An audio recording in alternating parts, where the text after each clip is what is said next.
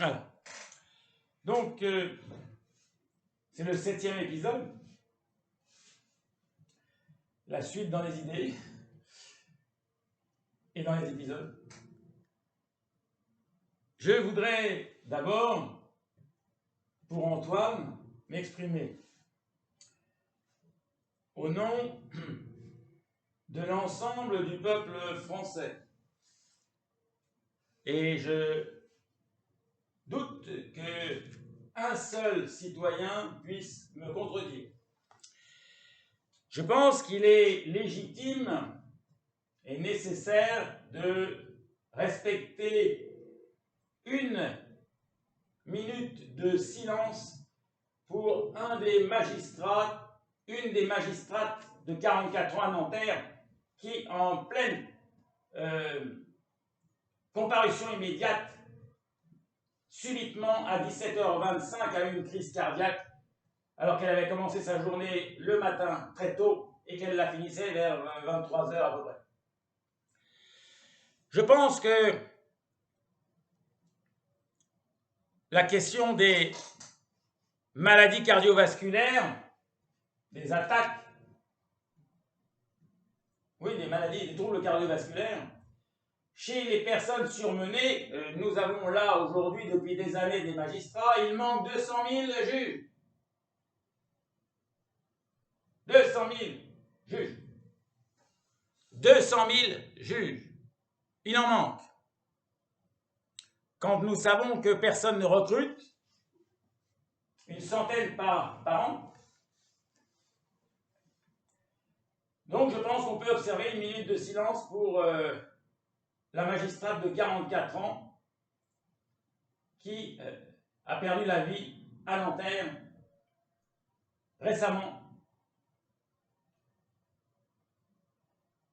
Vous l'observerez de votre côté, je continue évidemment l'histoire du 6e par le 6e à travers le 6e épisode. Il y a donc dans ces familles disloquées, Pelletier, Balestieri, Sivier, Dubois,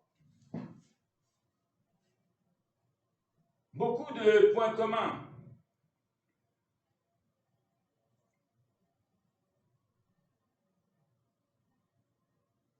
La violence, le mensonge, la terreur, le crime, le délit couramment, sur fond de sexualité en général, de manière générale.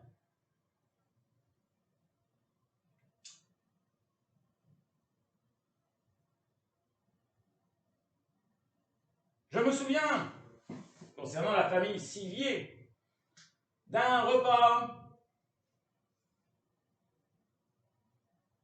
chez Yo-Yo Land. Damien Sivier, qui était encore jeune, fait une réflexion alors que nous parlions de la Deuxième Guerre mondiale. Je lui dis, comment a-t-on pu dénoncer des Juifs pendant la guerre? Jamais je n'aurais fait ça.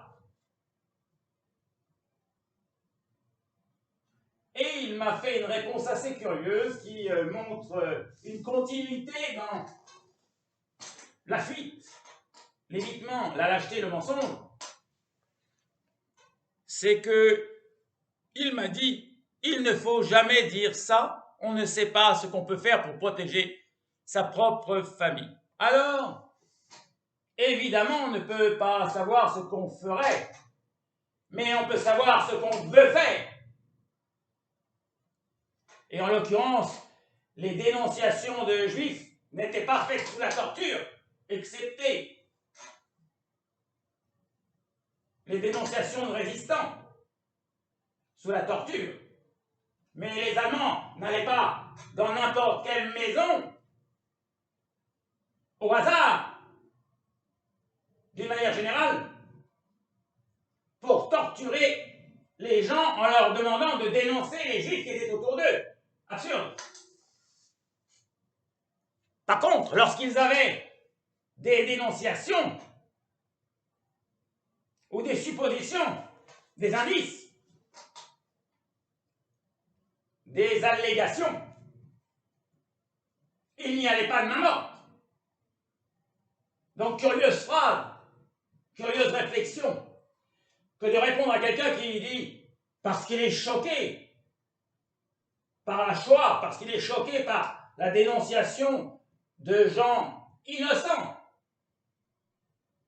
dont on veut massacrer le peuple entier, même s'il n'y a pas eu que des juifs, tout le monde y est passé, tous les contestataires.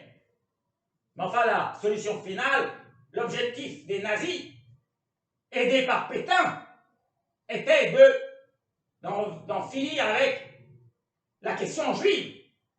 La question juive, c'est pas moi qui l'appelle ainsi, c'est la question juive nommée par les nazis et l'extrême droite française. Je précise que ce n'est pas de l'alcool, c'est de la badoie au jus de fruits.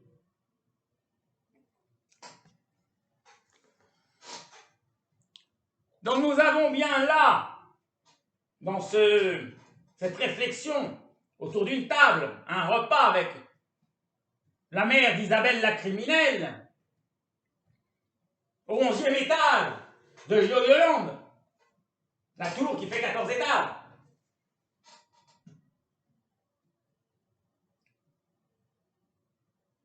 Nous avons des réflexes.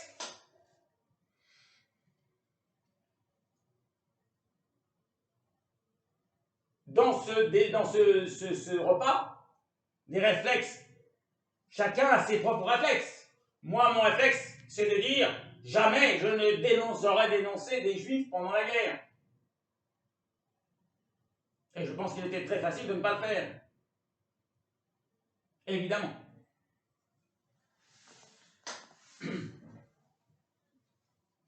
Voilà, donc et M. Damien Sivier répond comme s'il avait fait la guerre, ou comme si dans sa famille il y avait eu des exemples qu'il voulait protéger d'une certaine façon. C'est curieux. D'où le réflexe d'Antoine de réécrire, réinterpréter l'histoire d'une famille Sivier, d'Isabelle la criminelle, qui parle de sa grand-mère dans le Vercors, qui n'aurait pas vécu des moments difficiles. C'est un mensonge, c'est un déni.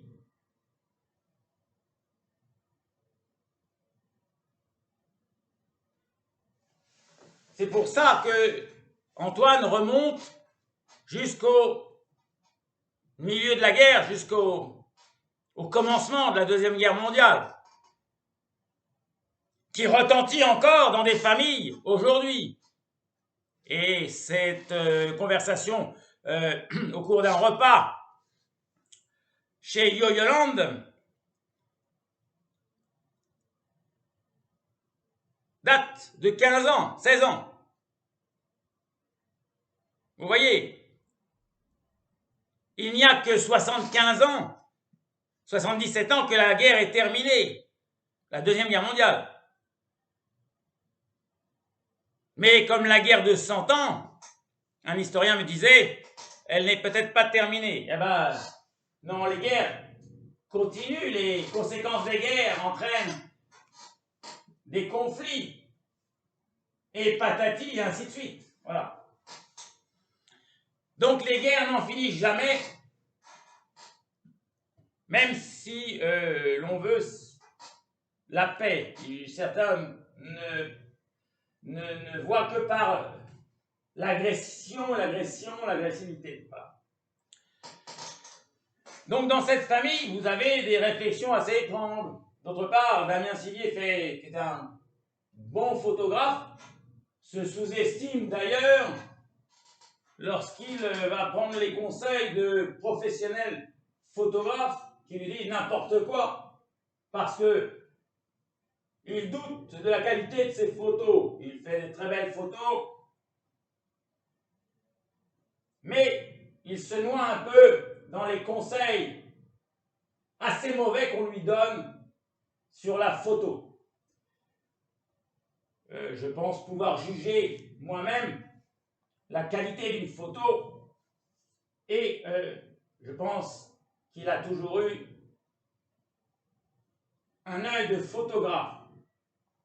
Tout le monde n'a pas un œil de photographe, mais je constate aussi que Antoine a fait du cinéma, de la photo, très peu, mais un peu. Il a fait évidemment beaucoup de piano, la musique.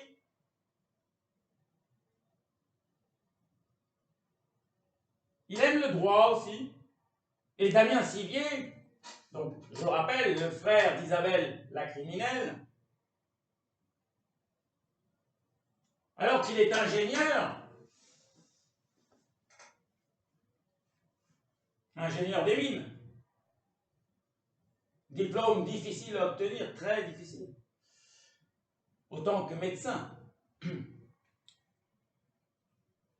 Eh bien, il va faire de la photo, laisser son diplôme d'ingénieur, son métier d'ingénieur, faire des études de droit par équivalence et devenir mandataire européen, juriste européen. J'ai trouvé que dans une histoire criminelle dont il était parfois témoin et à laquelle il a participé de façon lâche par son absence et son retrait, il avait un intérêt à connaître bien le droit. Mais il a aussi voulu s'intéresser de près à la photo.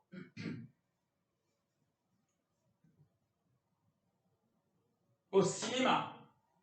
Et j'ai trouvé qu'il suivait un parcours, non pas similaire au mien, puisque je n'ai pas fait de droit, en tout cas, je n'ai pas été diplômé de droit, mais j'ai trouvé que passer des études d'ingénieur au droit, c'était pas aberrant, mais c'était quand même troublant. Peut-être voulait-il savoir comment avoir le droit. Quel est le droit? Qui a le droit?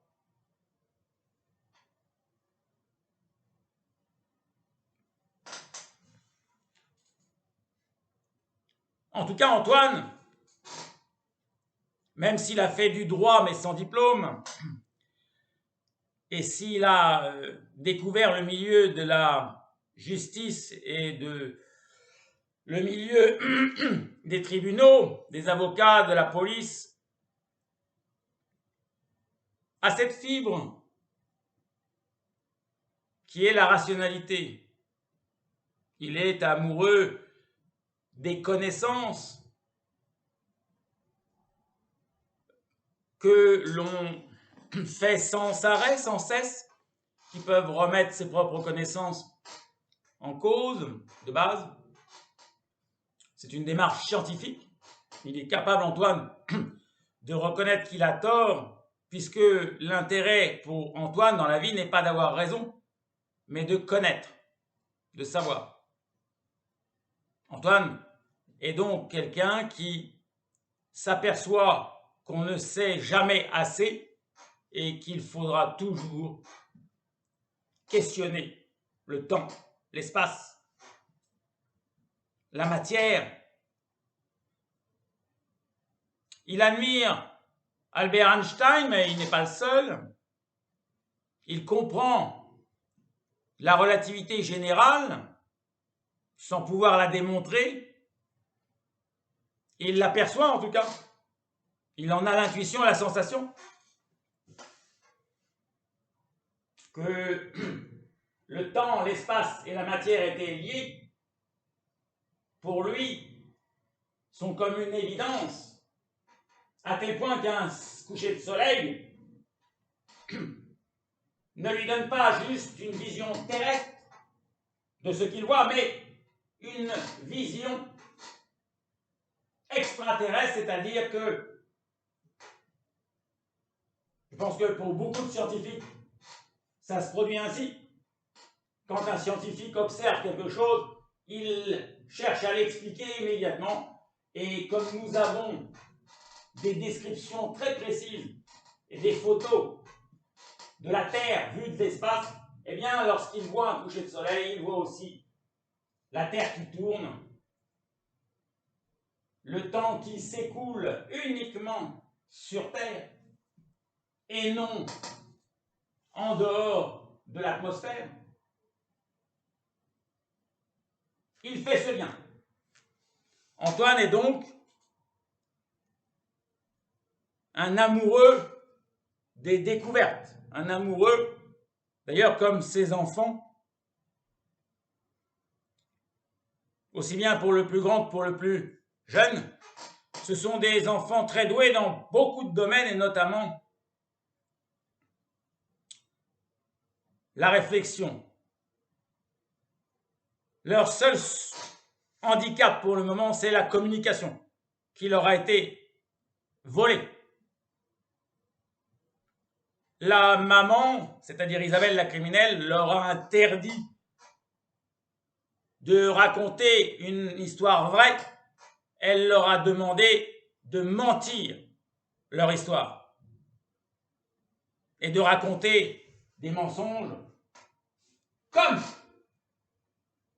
l'arrière-grand-mère l'avait fait en son temps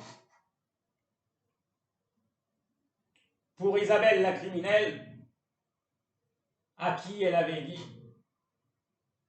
que sa vie dans les massifs du Vercors avait été le paradis. Et pourrait-on dire, si on voulait ironiser, le paradis artificiel. Donc le décor se précise.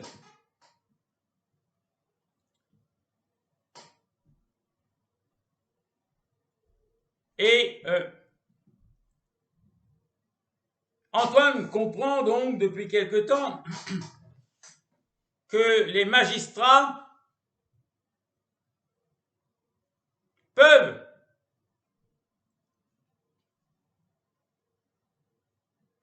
J'ai dit qu'il n'y avait pas d'erreur judiciaire, que des dossiers fabriqués. Oui, parce que une procédure suit un chemin.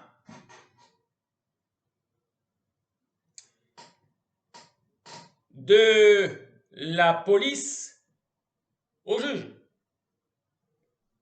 Entre les deux, vous avez le parquet, d'autres intervenants, les pompiers, des associations diverses, l'État, le ministère, et vous avez donc normalement une continuité de la communication. Mais si, lors d'une garde à vue, le docteur Alaoui ment en ne décrivant pas ce qu'il a vu, c'est-à-dire des blessures récentes, dans le dos d'Antoine, comme il l'a dit à Antoine quand il était en garde à vue, je répète, le médecin, le docteur Alaoui, dans le commissariat d'Hermont, a dit « Monsieur, vous êtes blessé, je vais le noter, je prends même les dimensions de la blessure. » Ah oui, monsieur, je ne peux pas ne pas le noter. Donc il l'a noté.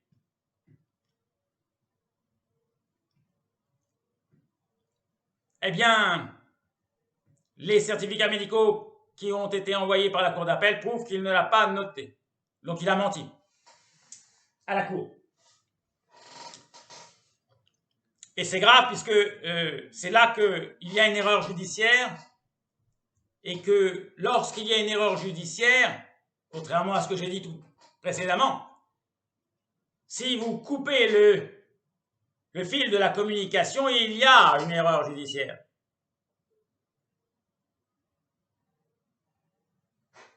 Mais il faut qu'il y ait des faux en aval. Au pied de l'échelle, il faut qu'il y ait des policiers complices. Il faut qu'il y ait des avocats complices. Et il faut qu'il y ait une compensation financière pour prendre le risque, qui peut aujourd'hui d'ailleurs se révéler extrêmement lourd comme conséquence pénale. Car si le dossier allait aux assises,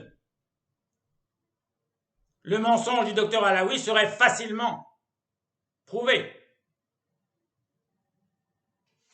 Le mensonge de l'avocate, maître Gaël Cormeunier, encore plus facile à prouver.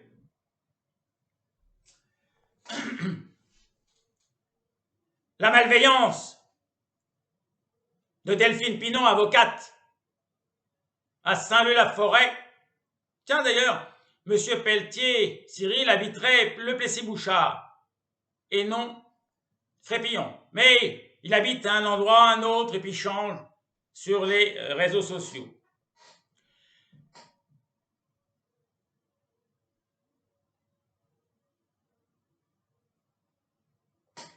Donc, si le dossier est en assise, ces gens-là risquent des peines de plus de 10 ans de prison, de 10 à 20 ans. Il n'y a pas de meurtre, donc ça n'irait pas jusqu'à plus de 10. Voilà. Mais ils risquent 10 ans de prison, 10-12 ans. Voilà. Donc l'histoire des deux enfants d'Antoine, c'est l'histoire dramatique qu'il veut décrire dans son roman. C'est l'histoire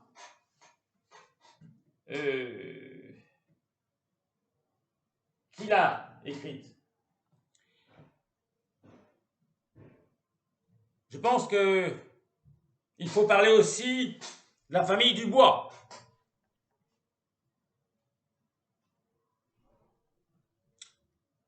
Comme je le disais dans les épisodes précédents, le père de Céline Dubois, Gérard Dubois, qui est charpentier et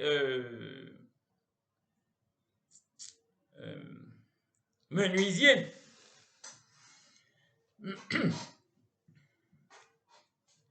d'ailleurs il installe facilement des cuisines, refait des appartements, il a du talent.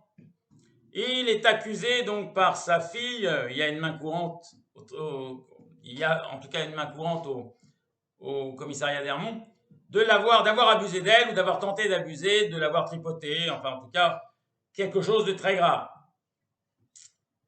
Céline Dubois dira souvent, comme je l'ai dit dans les épisodes précédents peut-être, que c'est quelqu'un qui... Et moi-même, pour l'avoir vu au mariage de Céline Dubois et de Cyril Pelletier, j'ai constaté que c'était quelqu'un qui était isolé, claquemuré, ne communiquant avec personne. Le profil type d'un psychopathe.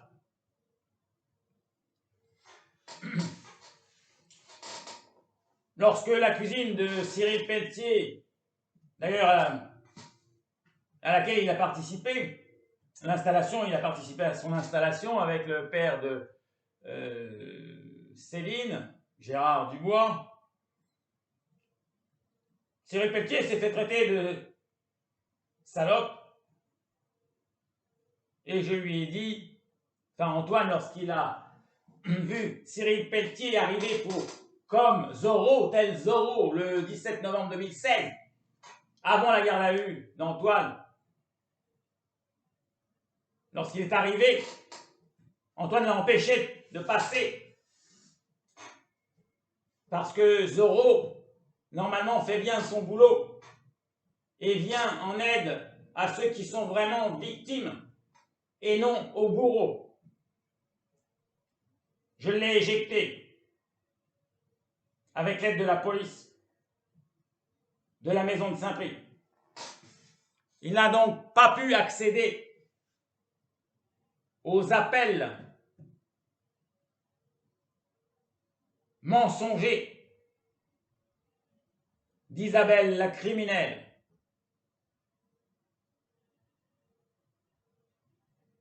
Et je remercie les policiers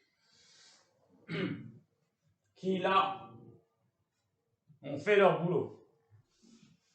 On ne laisse pas entrer un traître, un menteur, un personnage qui va faire un faux témoignage sur les lieux du crime pour venir protéger la criminelle.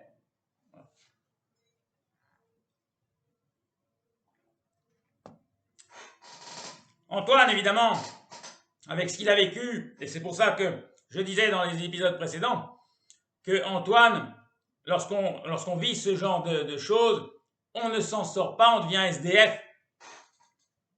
Si on est vraiment schizophrène ou bipolaire, c'est-à-dire si on est vraiment le malade dont la criminelle a fait le portrait, on se retrouve à la rue et aux oubliettes et mort quelques mois plus tard ou quelques années plus tard. Voilà. Donc elle a raté son coup et ça va lui coûter très cher. Donc je disais, la famille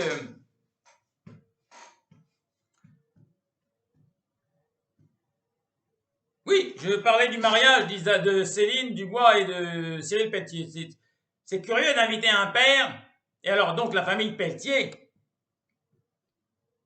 la mère de Cyril Pelletier, est quand même allée voir le père de Céline, qui est un criminel en puissance, pour lui dire, tu vas quand même prendre la main de ta fille, le bras de ta fille pour entrer à la mairie. Nous avons évidemment été outrés de ce comportement, mais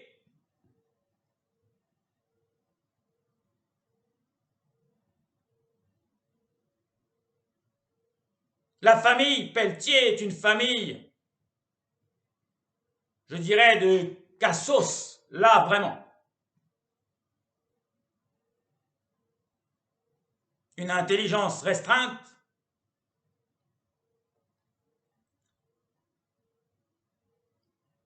ce qui n'est pas, attention, quand je dis de cassos, je ne suis pas en train de dénigrer les personnes qui vivent dans la misère. Je dis que ceux qui vivent dans la misère, et j'en ai rencontré,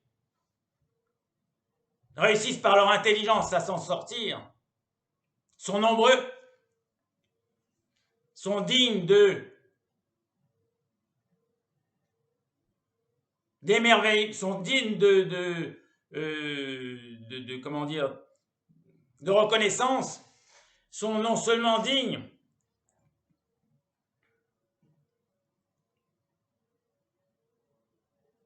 de valeur, ils ont une grande valeur, ces gens-là, parce que ils expriment la douleur de la société. En revanche, ceux qui